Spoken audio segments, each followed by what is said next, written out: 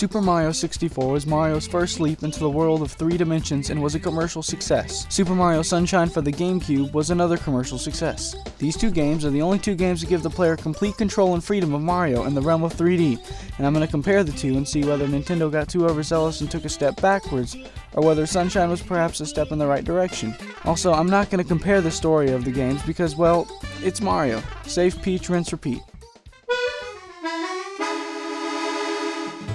Gameplay-wise, both games have the same goals: collect stars, beat Bowser. Here's what Mario 64 did right. Its levels are built like a video game's levels should be. They're made with the sole purpose of challenging the player, and rarely will Mario have to go from point A to point B without utilizing his platforming skills. In fact, going from point A to point B is more than likely going to be dangerous and you might die. Sunshine's levels are free range and offer barely any resistance. Going from point A to point B is no longer challenging.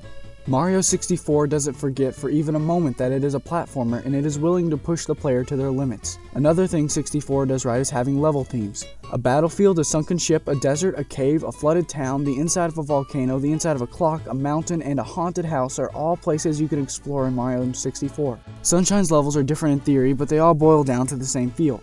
Everything is sunny and tropical, whether it be a beach, hotel, or theme park. But what did Sunshine do right? Well, Sunshine just did the exact opposite of 64. It decided to make its levels real rather than challenging. A beach could very well look like this. The level's realism is immersive. It pulls you into its carefree world. The player can even see different levels off on the horizon. All of this gives the game a nice cohesive feel. Everything is connected, while Mario 64 makes every level feel so disconnected from any other setting of the game. Go through a painting and you're there. Where's the rest of the world? Who knows? Mario Sunshine creates an atmosphere that envelops the player through its level design. But who did it right? Well, Super Mario 64 did, because its levels are designed to be a video game. Its interactability with the player is the most important part, and 64 does this better than Sunshine by miles. Every level is an obstacle course that Mario must overcome with pure skill. Something I didn't mention was Sunshine's linearity versus 64's free range. In 64, there are several stars that can be collected at any time, but in Sunshine you can only collect the shine selected before entering the level. While this might make or break the game to a person, it's purely an opinion thing as to whether or not it's good. If a player prefers linearity over free range, or vice versa, then one game will triumph over the other in their eyes. I'm going to combine the audio and visual aspects of these games because either way, the same game is going to win. To start off, music is an incredibly opinionated subject. One song cannot be factually proven to be superior than another. To look at it objectively though, Mario 64 reuses the same songs for the group levels and areas visible on the screen. Super Mario Sunshine has completely unique songs for every level and even different sections of a level. And from a visual point of view, Sunshine has an unfair advantage because it was made 6 years later on a different console. Even if I was going to consider the differing art styles, it's hard to compare this to this. So Sunshine wins. Gameplay consists of both the smoothness and fluidity of the controls, as well as what the game gives Mario the ability to do. Sunshine's entire moveset is based upon 64's, with most moves being in both games. I could use the analogy that 64 is the frame, and Sunshine is the frame with some neat bells and whistles. Sunshine does everything that Mario 64 does with the inclusion of FLUDD. FLUDD gives the player the ability to correct a bad jump with a quick hover, interact with the environment in different ways, and attack enemies from a distance. But some players don't enjoy cleaning paint off of walls, or the sometimes finicky hovering controls, which is understandable. So FLUDD is a neutral point to either party. But Sunshine does include more than 64, such as tight ropes and riding Yoshi.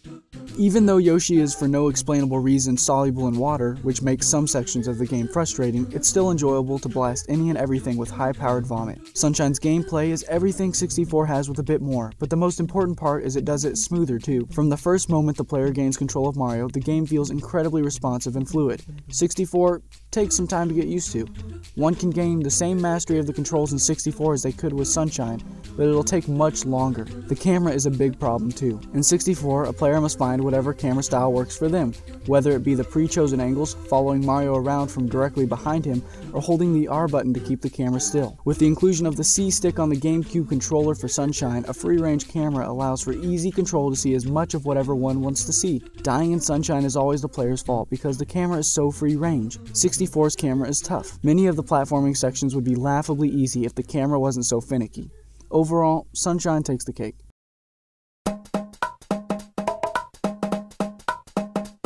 I've given Super Mario Sunshine the majority of the categories, but that doesn't mean Super Mario 64 is lost. If you don't mind 64 rehashing songs or its ugly graphics, which is very possible considering that these things are nowhere near close to the most important factors of a platformer, then it's definitely on par with Sunshine. It's all about what the player prefers. If one can see past the difficult controls and camera, then the intricate and challenging level design of 64 is the way to go. But Super Mario Sunshine doesn't have bad level design, it's just focused on creating a cohesive world. The game doesn't need to be challenging to be fun. This, along with the smoothness of the controls and the free-range camera, is why I prefer Sunshine. But if challenging did equal fun, then Sunshine still has its own difficult moments. All in all, it's up to the player.